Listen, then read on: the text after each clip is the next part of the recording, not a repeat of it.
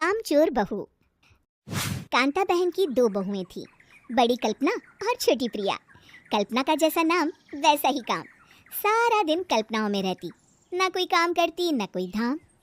अरे कल्पना बहू, जरा अच्छी सी चटनी पीस दे, आज कुछ मजेदार खाने का मन है।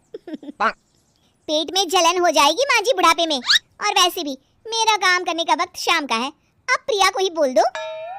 इतना कहकर कल्पना वहां से चली जाती है। कांता कल्पना के ऐसे रवैये से काफी परेशान रहती हैं। मैं बना देती हूँ माँ चटनी, ऐसा बोलकर प्रिया माँ को चटनी बनाकर प्लेट में खाने को देती है कि तभी वहाँ कल्पना आ जाती है। अरे वाह चटनी, जरा चख कर तो देखो, बड़े दिन हो गए। अरे नहीं बहू, तू तो रहने ही दे चटनी खाना, पेट में जलन हो जाएगी। इतना कहकर कांता और प्रिया दोनों हंसने लगते हैं। कल्पना सारा दिन या तो मोबाइल में यूट्यूब देखती या फिर सोती रहती। उसका कमरा भी बिखरा और गंदा रहता। एक दिन कल्पना का पति अशोक उससे कहता है, अरे कल्पना, जानवर भी उस जगह को साफ कर लेता है जहाँ वो बैठता है, तुम तो इंसान हो, कैसे इतने गंदे कमरे में रह लेती हो? देखो सारा सामान यहाँ वहाँ बिखरा पड़ा है।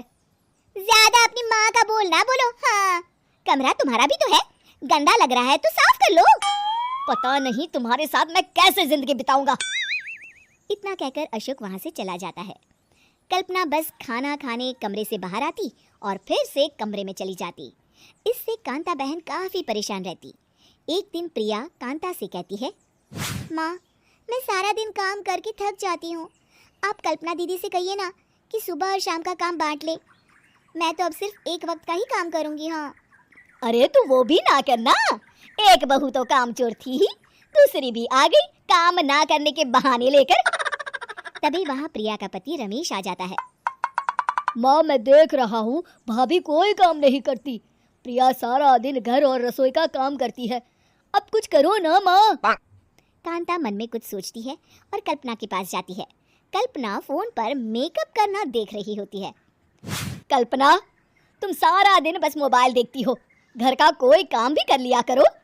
प्रिया सारा दिन काम करके थक जाती है, आज से मैंने फैसला किया है, एक वक्त का काम तुम करोगी, सुबह का खाना तुम बनाओगी और रात का प्रिया। आप लोगों ने काम को हवा बना रखा है।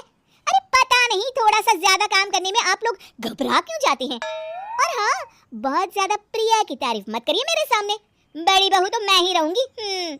मैं कुछ नहीं जानती, कल सुबह मुझे वक्त से खाना चाहिए, रसोई में आ जाना, वरना कल से तुझे खाना नहीं मिलेगा। अगली सुबह कल्पना रसोई में नहीं आती है। वो देर से सोकर उठती है और बाहर आकर कहती है, अरे भूख लगी है, आज खाने में क्या है? इतनी देर हो गई, आज किसी ने मुझे उठाया भी नहीं, पता नहीं कहाँ है सब। कल्पना को घर में कोई नहीं दिखता। वो रसोई की तरफ जाती है जहाँ बड़ा सा ताला लगा होता है। अरे रसोई में ताला! ओ, मैं तो भूल ही गई थी। माँ ने आज से सुबह का खाना मुझे बनाने को कहा था। हे भगवान, इतने लोगों का खाना बनाना क्या आसान है? तभी घर के सारे सदस्य बाहर से वापस आते हैं। वाह माँ जी, मजा आ गया छोले भटूरे खाकर। मेरे मुंह में तो अभी भी स्वाद आ रहा है। अरे कल्पना, तेरे भरोसे रहते तो हम तो भूखे ही रह जाते। कल्पना को बहुत गुस्सा आ जाता है। अब बहुत हो गया, आज से मैं अपनी रसोई अलग कर रही हूँ, मैं अपना खाना खुद बना लिया करूंगी। कल्पना अपनी रसोई अलग कर लेती है, पर आए दिन उसका देर से उठना और काम न करने की आदत से वो भूखी ही रह जाती थी। उसी के सामने घर के लोग अच्छे अच्छे पकवान खाते और कामचोर कल्पना को जैसे तैसे ही खाना बनाकर खाना पड़ता। पर एक दिन तो हद ही हो गई।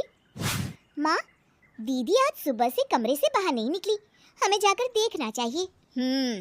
सो रही होगी कामचोर कहीं की, पर तुम कहती हो तो चलो देख लेते हैं उसे।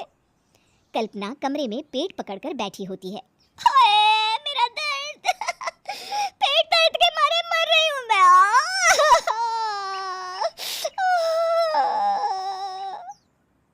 अरे दीदी क्या हुआ, पेट में दर्द क्यों हो रहा है? डॉक्टर को दिखाया आपने? माँ। कल्पना खड़ी होती है और माँ जी के पास आती है। मुझे माफ कर दीजिए, अब से मैं सारे काम में मदद करूंगी, कभी आलस और काम चोरी नहीं करूंगी। हाँ हाँ, वो तो ठीक है, लेकिन अचानक क्या हो गया जो तू काम करने को तैयार हो गई? कामचोर कल्पना। माँ, लगातार बासी और उल्टा पुल्टा खाना खाने के कारण मेरे पेट में इन्फेक्शन हो गया है। काम ना करना पड़े इसलिए मैं 2 दिन का खाना एक दिन ही बना लेती थी। बासी और खराब खाना खाने के कारण लेने के देने पड़ गए। पेट में दर्द हो रहा है। चलो अच्छा हुआ, देर आए दुरुस्त आए।